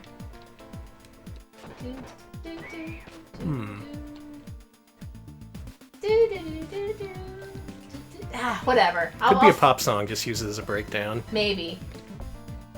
Extra life, baby. Yeah, you get that. Oh no! That was stupid. That was the stupidest death ever.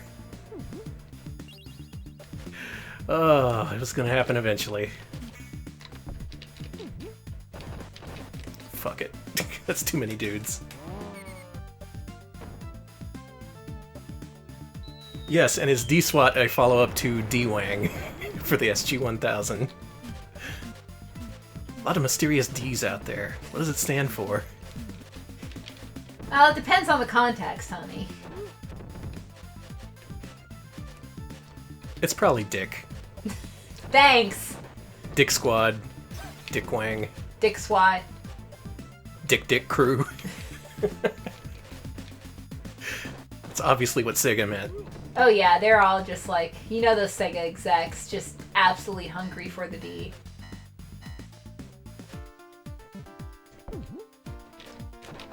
It's cold out here in the D. Dracula! Yes, it could stop. Oh, it could be Dracula, yeah. That's even better! That is what the D and D stood for. That was a confusing sentence I just say. I was talking about Kenji Eno's D. And not about his... There's nothing I could say to make any of this sound good. I'm a foul man! Don't bother with me. I'm absolutely foul here. So, question from Uzi. What name is better, Streets of Rage or Bare Knuckle? Those are both so good, is the thing. They're both excellent names. I gotta go with Streets of Rage. Because it sounds a little bit like Streets of Fire, I was which gonna was say, their oh influence. god, they're breathing. Speaking of Streets of Fire. Yeah, you gotta use your thing. You got twin Karnovs here.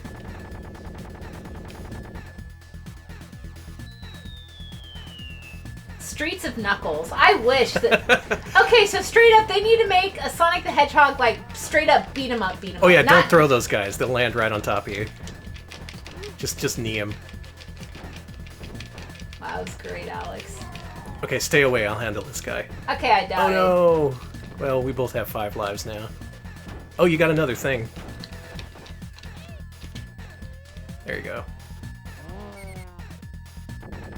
Yeah, even the bosses are pretty interesting. There's a lot of tactics you gotta keep in mind. Like these guys, they'll just crush you if you try to throw them. And the Ultimate Warrior from the last stage, you could stop him by just punching in place. That's how you deal with that guy. Good. Bye.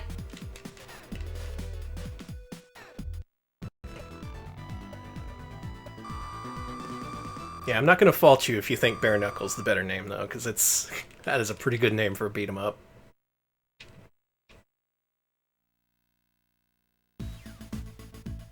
Alright, is this the ship? Yep, it's the ship. Be careful here. This is one of the harder levels. Got it. It's also where they start throwing a million dudes at you at once, so don't be afraid to use your police friend. Maybe your police friend was demoted from E-SWAT, and that's why he's helping you out. Like they gave the suit to someone else.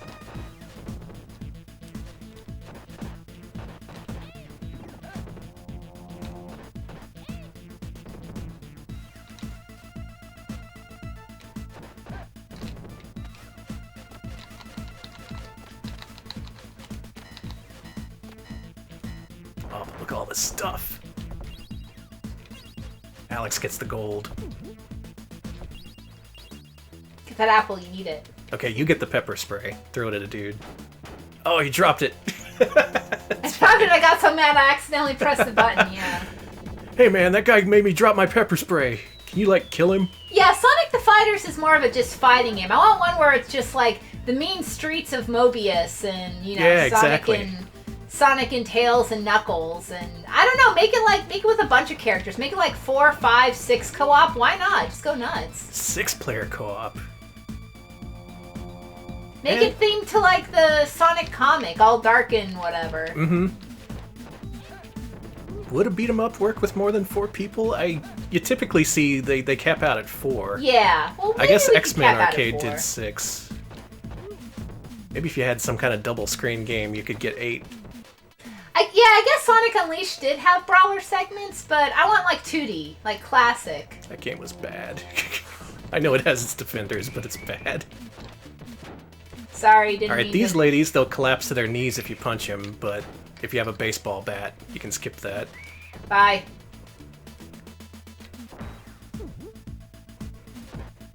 Cruise meat. This cruise sucks. It's just a cruise for bad guys.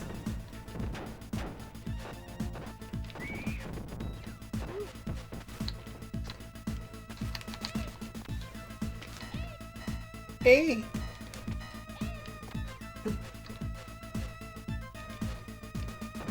Here you go. Oh, he's dead.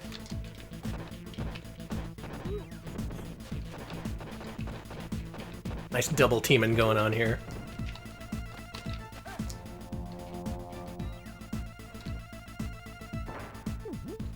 So far, this is a pretty good playthrough. I was gonna say I'm doing really. I know it's on easy, but I'm actually doing pretty good for me. Yeah.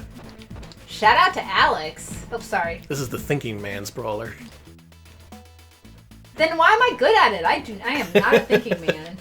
Put some brains behind those punches. It is one of those botulism cruises. Yeah. Oh god, it's one of those awful cruises where everyone gets fucking a horrible disease. I didn't do it this time.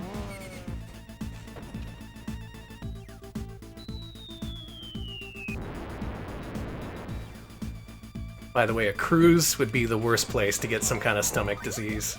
I've thought about that because That would be the worst, especially if a lot of people have it. Because I've wanted to go on a cruise. It sounds like I like vacations where I really just kind of sit down a lot. That actually sounds really good to me, but I don't. But my biggest fear would be, you know, just getting absolute out of my mind sick. Yeah, a lot of places cut corners. Oh, there's an extra cop car. Wait, which one of us used the cop thing? Both of us did. Oh shit, you I'll get go it. ahead and use it now.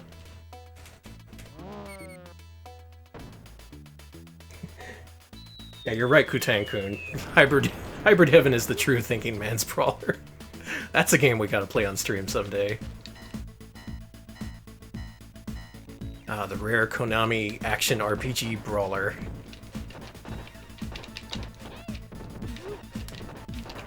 Go Stros. Oh, you gotta get that meat. Good. Man, remember when the Astros won the World Series? Yeah, that was weird. That was awesome, actually. And then the Patriots lost the Super Bowl. It's like, wow, we're in Yeah, some I alternate know. universe now. It's pretty, well, yeah. Didn't the Cubs win too? The Cubs won pretty far, from what I recall. They didn't win. They won, like, a year ago? Something. I don't know. They won something. Ah, you found the secret. Oh, knife missed. Got him. Bye, hater. Okay, it was 2 years ago that they won.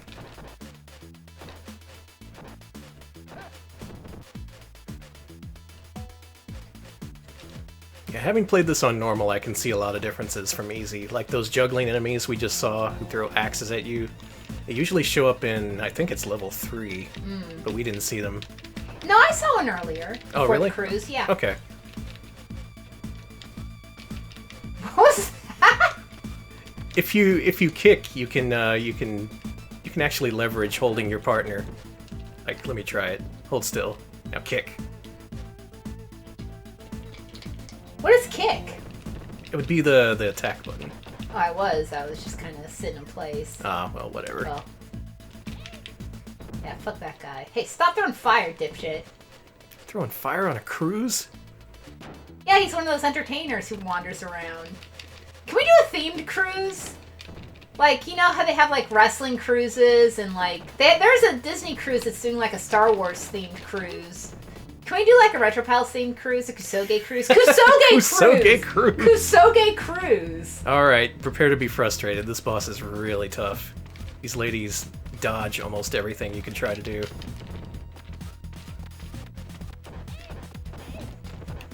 Weirdly, we're also about to run out of time. I never thought that was an issue in this game, but apparently not. Okay, time replenished after you died. Thanks for dying. You're welcome.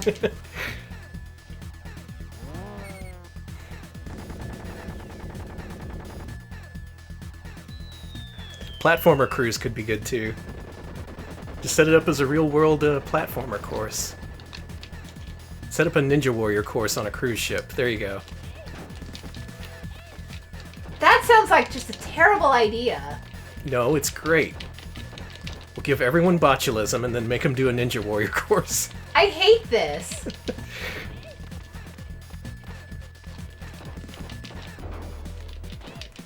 Alright, I got one of them.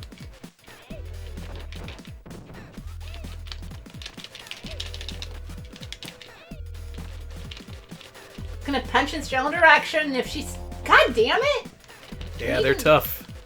I'm out of here. You can do your thing if you want. Yeah, fuck it. Now be ready, we're gonna fight him again before the game's over. Crew's so gay. It's so good. A lot of good cruise pitches in the chat. Mm-hmm. I'm gonna get Carnival on the horn after the stream's over. Be like, okay, video game themed cruise without the botulism. You think you can do that?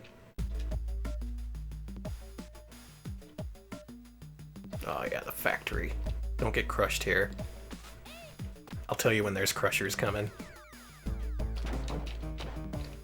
Got some gold. Got some Global Force Wrestling gold.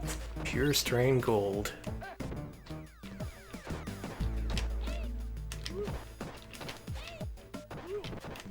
Oops.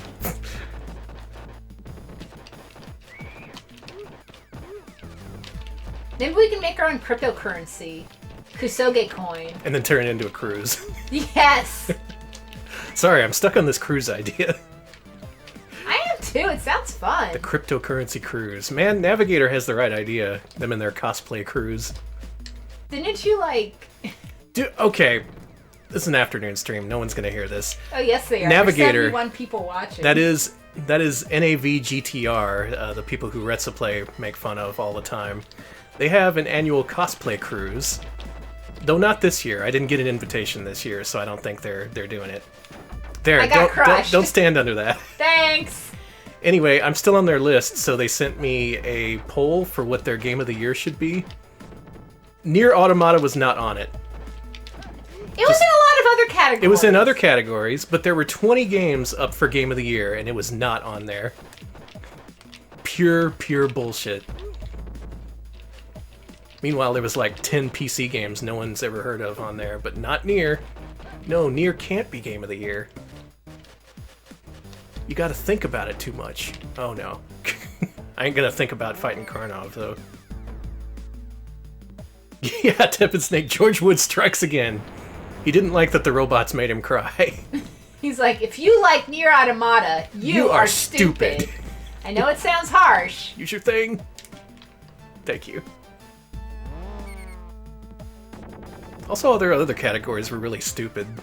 I forget which. It was really bad. It was dumb. For most of them, I had write-ins, and then I just quit halfway through. It wasn't worth it.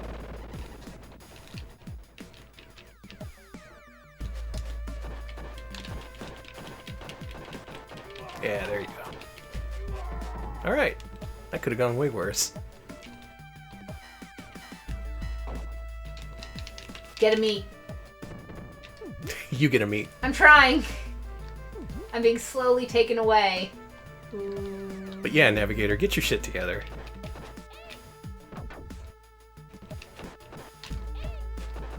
And no one's gonna pick an Ubisoft game for Game of the Year. Come on, get real. They had like 10 of them in there. Boo. Oh my god. Stop kicking my ass. I'm a good boy. It's not worth it. You invaded their factory to kick their asses. What factory is this anyway? What are they making? They make bad guys. Well, that makes sense. This is where they crate them up. This is the... Oh my god, this is Jeff Bezos' personal warehouse. This is an Amazon warehouse. Yeah, And it's just... this is where he grows Amazon employees.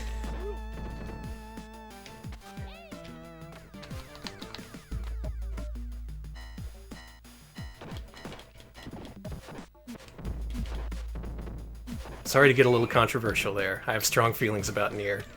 Look at that guy, he's sneezing. I made him sneeze. Did somebody get him? There. Yeah. Okay, snap out of it, buddy. It's just pepper.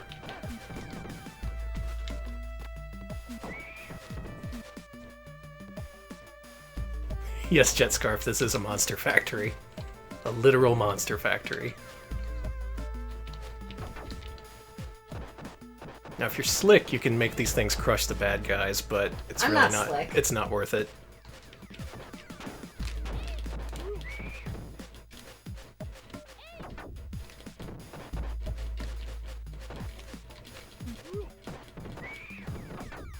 And I'm almost tempted to go for the bad ending, but I don't want to risk it.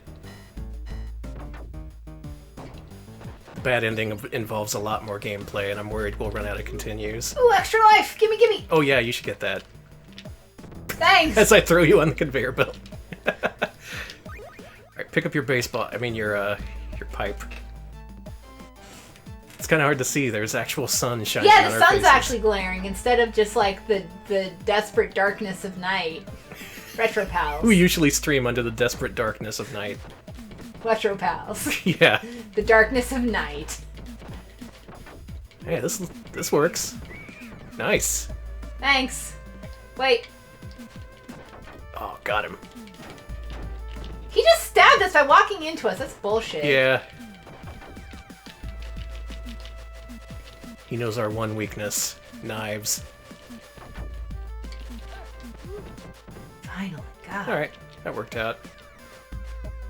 It's real easy to lose a lot of lives in this level if you don't pay attention.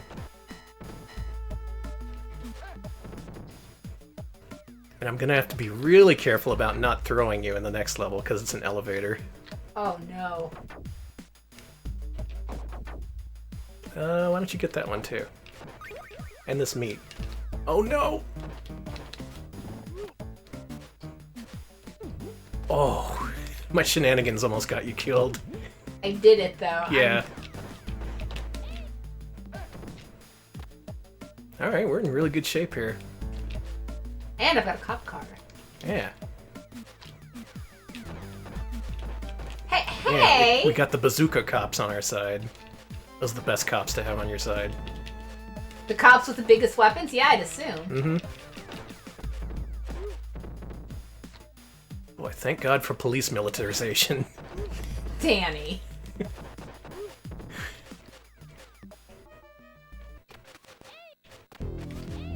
Alright, who's this boss? I think this is another... Yeah, this is a repeat.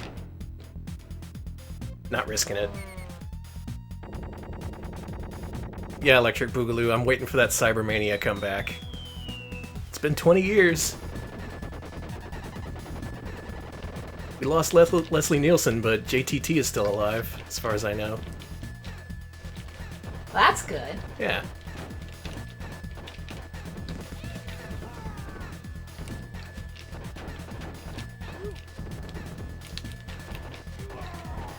Okay, got one. Got one more left.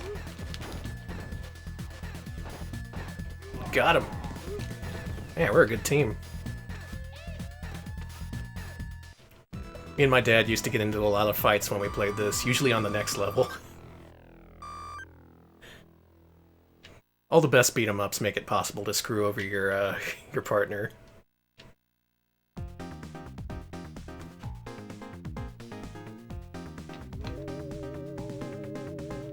Oh, are we discussing George Wood? Yeah, he's the gaming in the Clinton years guy. Classic stuff. Now, if you're not aware, the story behind those is that they were originally aired on public access back in the 90s, and then Navigator, the company, got the rights to them, so they just reposted them on YouTube. But they didn't tell anyone what they were, so it just looks like these completely insane reviews that just popped up out of nowhere. Like a dude reviewing Earthbound poorly in 2009 or whatever.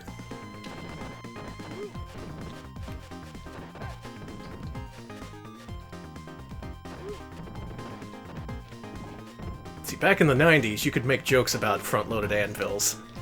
You can make them now, it's just that now people will tell you to shut the fuck up. Which is why, true. you know, as bad as times may be, at least now we have permission to tell people to shut the fuck up when they say things like front-loaded anvils. At least I don't have to be polite when I hear someone be like, Tomb Raider got big titties. I can be like, yeah, no shit! That would have been more understandable than saying front-loaded anvils. Yeah, honestly. It just... Yeah. Him saying big titties would have been way less weird than saying it the way he did. Imagine a game about taking your pregnant wife to the hospital. That would be way better than Tomb Raider.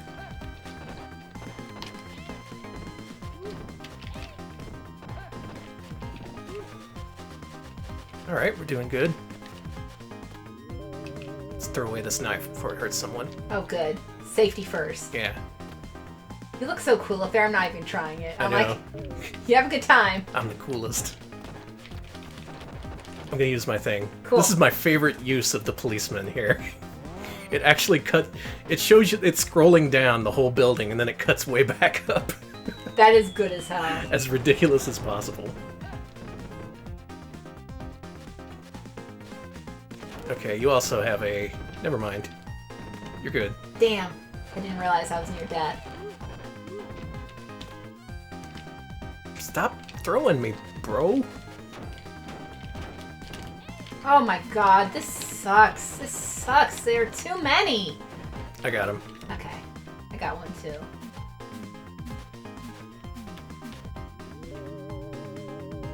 Also, this is a really weird elevator. It kind of is, yeah. It's like outdoors, on the side, no protection. Mr. Big's outdoor service elevator. Mr. Big's a dumbass. Sorry to all you Mr. Big fans out there. That's why we're taking him down, because he's a dumbass.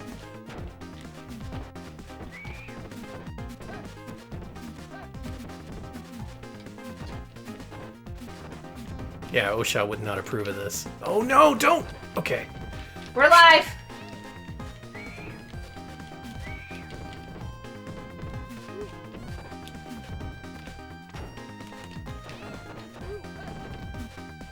These guys think they're hot shit. Ain't nothing.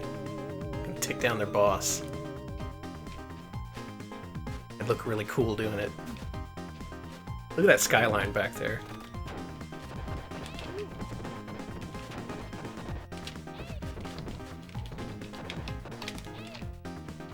You threw that guy off the side! Yep. I ain't got no patience for these people. I'll just punch him. You know me. Good old Punchy Joe. Yeah, you can take care of Y'all him. want to turn? I'll just stand in the corner here while you take care of him. Alright. Good job. It You worked. that was really good, actually. See, that's why I like Blaze. She can just toss people.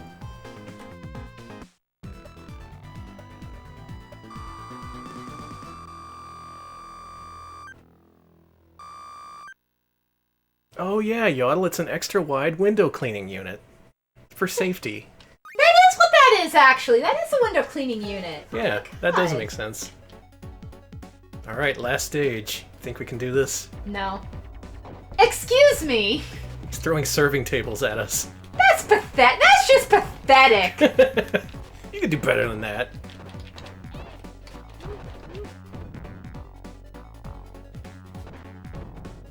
Also, I really like this level, because the whole game takes place at night, but this level, as you go through it, you start to see the daybreak. Yeah, I was gonna say, it looks like it's getting a little lighter out there. It's such a good fucking game. I have nothing bad to say about this game. I'm having a great time. Now, the one bad thing about this level is you lose your cop friends, so I no noticed more- that. It sucks. I should have used it back then. No when I more could've. screen clearing. I don't know, we did pretty damn well. We're coming in here with 7 and 5 lives. And now the sun is directly in my eyes. Glass 'em. The perils of daytime streaming. Is that why we don't stream during the day? Yeah, the sun gets in my eyes. Then again, that's a great excuse. Like, I suck at games because of the sun. It sucks so much. It's not I didn't get the one credit clear because the sun was in my eyes. That's how Billy Mitchell got all his high scores. Sorry, the Billy Mitchell high score drama is really good. I can't believe we haven't talked about that yet. I know. It's so, Billy Mitchell, so good. and especially because Todd Rogers was like, I witnessed Billy Mitchell and he did a good job. Now, if you're unaware, Billy Mitchell, World Pac-Man and Donkey Kong champion, was recently found to have used MAME for his Donkey Kong recording that was featured in the film King of Kong. Not necessarily indicative of cheating, but the way he used MAME it would allow for INP cheating, which is basically save states. And the current world record champion, this is a new development I haven't told you, Alex. Oh, really? Tell me! Yeah, the current world record, Wes Copeland, he discovered that Billy had surprisingly good luck when it comes to getting the maximum points from certain things you do in that game. Like some things are RNG, they either award you 100, 200, or 300 points. Somehow, Billy was able to get 300 almost every single time. Wow, amazing! And comparing it to all the other scores, he had ridiculously good luck across multiple categories, where luck is the only thing that depends on that, not skill. So basically what he was doing is save stating and repeating the levels until he got the best possible luck for He was scoring. literally tassing? He was tassing. Oh my god! I like that they not only did they discover that he was cheating, but they discovered why he was cheating, the method he used. So there you go, Billy Mitchell is dead. He's a fucking dead man. At least in terms of world records. Billy Mitchell has yet to respond to these allegations. Oh god, you know he's just gonna be like, oh, I can't handle the heat, stay out of the kitchen, buy my hot sauce. Yeah. Buy my products! I'm Billy Mitchell. It's just such a bizarre way to end that whole chapter of record See breaking. that? You were Yeah, just- that was cool. Because going back to when Billy was making those world record claims, his playthroughs were really strange, because after beating the previous high score, what he would do is sandbag on purpose. He'd start playing really poorly. He'd only beat his opponent by a couple hundred points, just so he could keep this shit show going and keep sales of his hot sauce going. Isn't that pathetic? That is so sad. Like, man, you were waging psychological warfare on these people who are actually Hey, good at games. Get that meat. Sorry, I was too riled up about Billy. The only good Billy in gaming, sorry to all you other Billies, but the only good Billy is Billy MC. Billy MC has never cheated. Billy MC is an angel. He would never pull a Billy Mitchell. I love Billy MC. I hope he's doing good. Initially, I wanted to do these afternoon streams on Tuesdays so we could call them Tasty Tuesdays. Just to steal that from Billy? How dare you? We're big Billy MC heads here. Yeah. Billy, if you're watching, we love you. We are no longer best friends with Billy Mitchell. My new best friend is Billy MC. Whoa! Oh my Hello, God. you can't...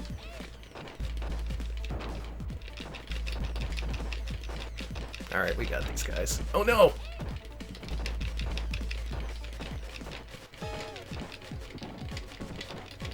I'm trapped in the pattern. Good. Help me. I'm trying. Now I'm dead. Still did some good damage.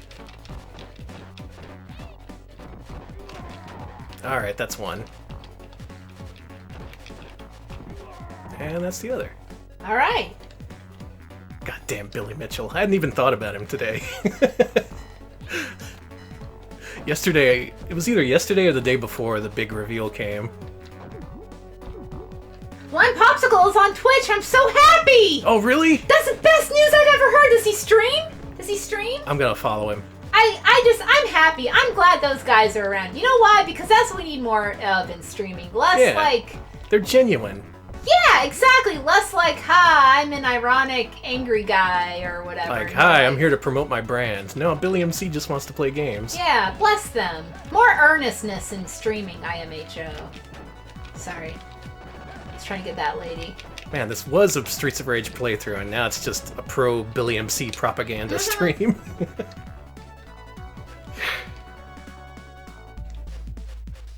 Now, he got a lot of shit for his Lost Levels playthrough, but I found out years later he was using a keyboard. That's so fucked. He beat Lost Levels with a keyboard. God dang, Billy. Oh no, the Karnovs are back.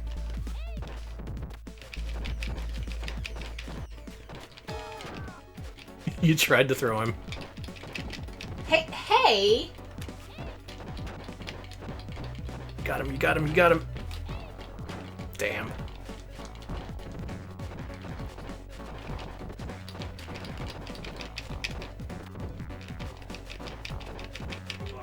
Alright, got mine. Yeah, fuck off. He's just got a little bit more. Oh.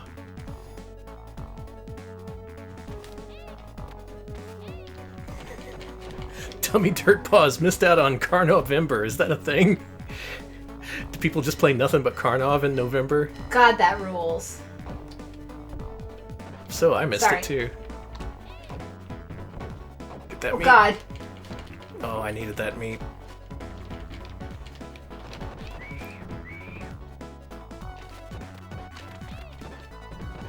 Alright, we're coming up on the end of the game here. Nice brisk playthrough of Streets of Rage. And nothing went catastrophically wrong. I didn't throw you off the elevator. I didn't fall in pits a bunch of times. But here we have the tough boss here. I don't Maybe wanna the fight toughest boss. I'm Not a these pacifist guys. now. Not these guys. But we're about to see some people we were hoping we didn't want to see. Not this guy. We're about to fight the ladies from the boat, is what I'm trying to I say. hate them. The boat babes, as they call themselves. They don't do that. Maybe on their private Instagram that you have to pay to access. Yeah.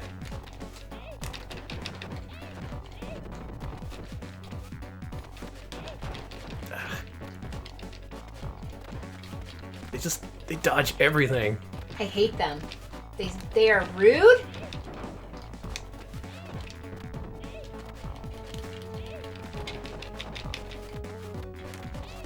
Also, I think they're just palette swaps of Blaze, come to think of it. Blaze, your sisters are just No! Your I sisters lost a suck. life. Ah, I hate them. I lose like so much when they flip me. Up and C. Fucking whatever. I didn't say I was good at games.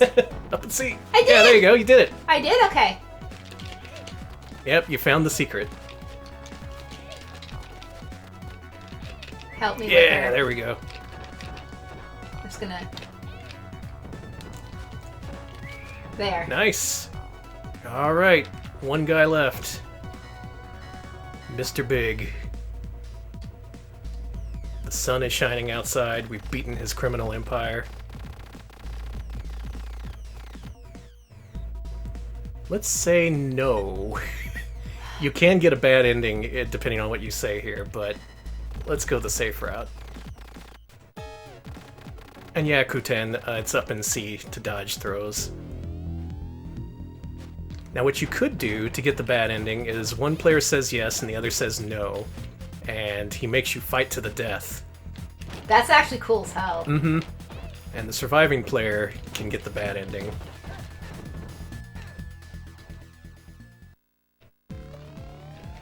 Watch out, he has a gun.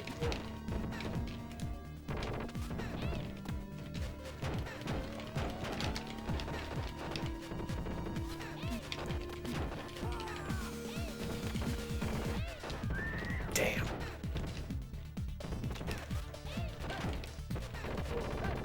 Oh, he shot you.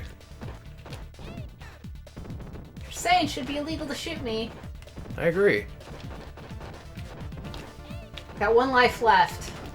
Guns aren't illegal here in Crime City. Man, that's dumb. I think I can figure out one way to reduce crime in Crime City. How's that? Oh, you did it! You beat him! Did I? Double No way. 1cc! Nicely done, Alex. Holy shit! I'm good at games now! I was gonna say we both had a 1cc going, but I didn't want to jinx it, and yeah. Oh my god, my first 1cc in a fight in a not fighting him, but a brawler. Two-player, one credit I suck clear. ass at brawlers, you know me! To be fair, easy mode. Yeah, it was easy mode. But Let's still, pretty dang good. Woo! Alright, what's your name? Oh shit, I gotta enter my name, huh? I'm Alex, but I want a cool name, so I'm gonna be a Rom. Cause I love those. Yeah, be a Rom. I love Roms. Actually, I'm a Ram, but not the animal. The thing. Random access memory. Mm-hmm. Thank you all, thank you. That was a pretty darn good playthrough. That was smooth as Yeah, butter. what the hell? Woo woo. Oh, now it's time to jam out. Ah. Well, you killed everyone on the street. Now you gotta kick back and relax. I completely agree with Tepid Snake, who says the best one-player versus two-player deathmatch is Dynamite Deca. We fight to the death for the president's daughter. We've done that before, There Alex is and I. no accounting for taste. Yep, that's the Fucking design. agree. That's the official designer's name. There's no accounting for taste. Dude, Dynamite Cop, that's a game we should stream. Mm-hmm. Oh, that rascal Fuku-chan. Oh, Fuku. Ah, good shit. Good shit. I like that. Yeah, that was alright. And that's the experience of being a Sega CD owner at launch. It's good as hell. Yeah. You play Sol-Feace, you think, oh, this is way too hard. You play Sherlock Holmes, you think, oh, this is boring as hell. And then you play Streets of Rage and you think, I've played this before, but this is still a super great game. And you know, that makes it alright. That's so pretty. What a great shot. I guess it was smart of Sega to include this disc to show that it could play Genesis games in addition to CD stuff. And be like, hey, Genesis games are good. Mhm. Play them, and they are. Yeah, just by including Golden Axe and Streets of Rage, that's a couple of great games right there. So even if you don't like the new stuff, maybe you'll like the old stuff. Yeah. Good shit. Oh, pretty.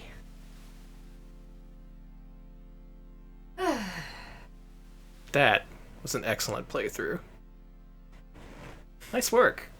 Nice work to you, too. Thanks. Ah, Bob, we're actually at the end here. We just did a one credit clear of Streets of Rage, Streets of yeah. Rage.